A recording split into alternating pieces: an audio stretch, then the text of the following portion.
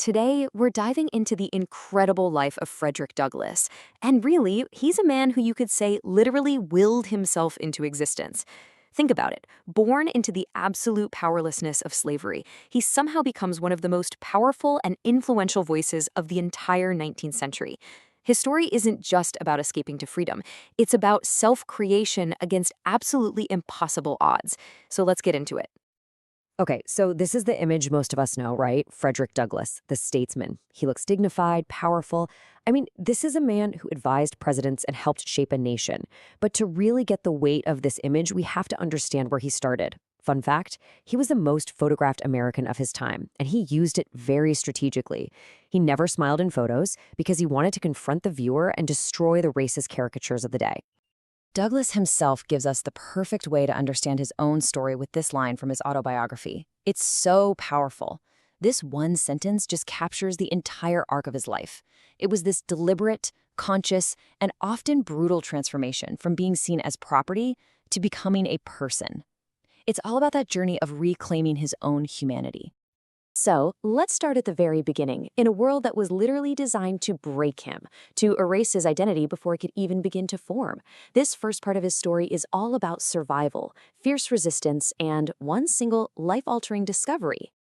Just think about this for a second. He was born without a known birthday or father. Ripped away from his mother as a baby, his life began in the deepest darkness of American slavery, a system where people were legally just property. But look closer at this timeline. You see these moments of resistance popping up. At 12, secretly learning to read. At 16, a physical fight for his life. And then, finally, around age 20, that daring escape.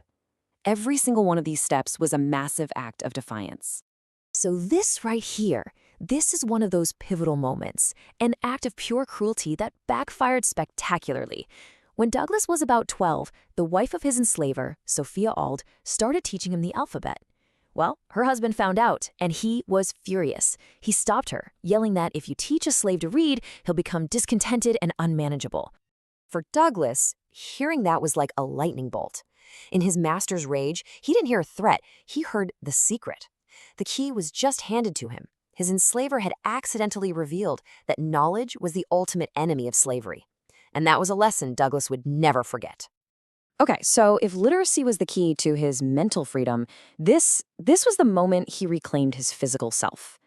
He was sent to a guy named Edward Covey, who was known for breaking the spirits of enslaved people. Douglass endured constant, brutal beatings. Then one day, he just had enough. He fought Covey for 2 straight hours, and Covey never touched him again. Douglass later called this the turning point of his entire life, the moment a slave was made a man. So, once he escaped to the North, Douglass didn't just kick back and enjoy his own freedom. No way. He immediately started to weaponize that very tool his old master had been so afraid of, the power of the word. Now we're going to see how he used it to build his influence and fight for millions. You know, as Douglass became a famous abolitionist speaker, a lot of people just couldn't believe his story. They thought there was no way someone who had been enslaved could be so brilliant, so eloquent. So, in response, he wrote his story down and created this absolute masterpiece of American literature. He put his entire life on the page, naming names and places as undeniable proof. The impact was immediate, and it was immense. His book became a global phenomenon. Get this, within just 3 years, it was reprinted 9 times in the US alone. It was this stunning exposé of slavery, told from the inside, and it was translated into French and Dutch, just fueling the abolitionist movement like wildfire. But all this incredible success came with a huge danger. By publishing his story with real names, he'd basically just told his former master, Hugh Auld, exactly where to find him. And legally, Auld still had a claim on him as property. So his friends begged him to leave the country for his own safety. His time overseas was another huge transformation. I mean, for the first time in his life, he was in a society where he wasn't constantly judged by the color of his skin. When he says the chattel becomes a man, he's describing what it feels like to shed that legal status of being property and just be seen as a human being. The experience just laid bare the total absurdity of American racism for him. I mean, just think about this stark contrast. In the land of his birth, America, he was a fugitive, legally a piece of property.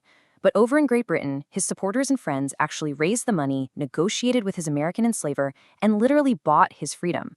He came back to America in 1847, no longer a fugitive, but a legally free man. So now he's legally free, and he returns to the United States ready for the next phase of his fight. He's not just trying to end slavery anymore. He's here to fundamentally reshape the nation and its soul during its most chaotic years. You can really see the journey in these images, can't you?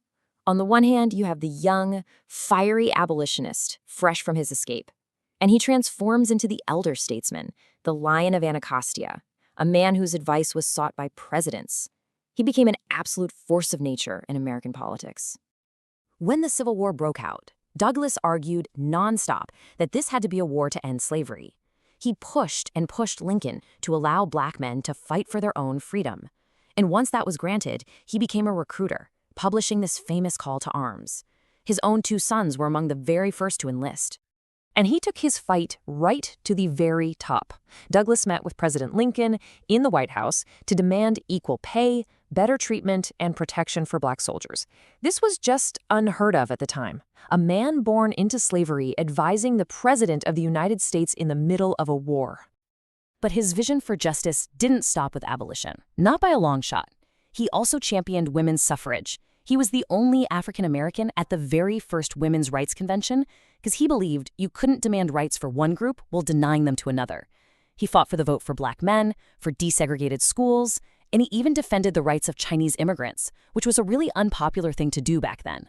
For Douglass, the fight was always for universal human rights. Even when he was praising someone, Douglass was just relentlessly honest. At the dedication of a monument to Lincoln, he gave this incredibly complex and critical speech.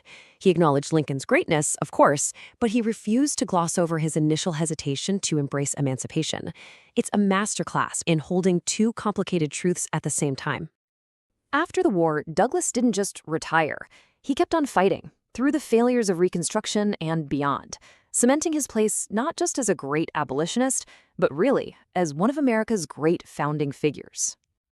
In his later years, he settled here at Cedar Hill in Washington, D.C.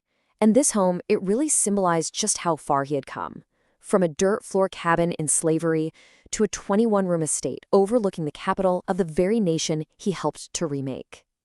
His stature was finally recognized with a bunch of federal appointments. He became the first person of color to serve as U.S. Marshal for D.C., then its Recorder of Deeds, and later the U.S. Minister to Haiti. These weren't just jobs. They were powerful symbols of progress for the entire nation. This quote, right here, it truly captures the essence of his entire philosophy. He believed that freedom and justice are never just handed to you. They have to be demanded. Progress only comes from relentless, unyielding struggle against injustice. That was the story of his life.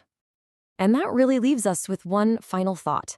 In a world that is still grappling with inequality, with racial injustice, with debates over who gets to be a full citizen, what would Frederick Douglass be fighting for? What struggles would he tell us we simply cannot afford to ignore? Thanks for joining us.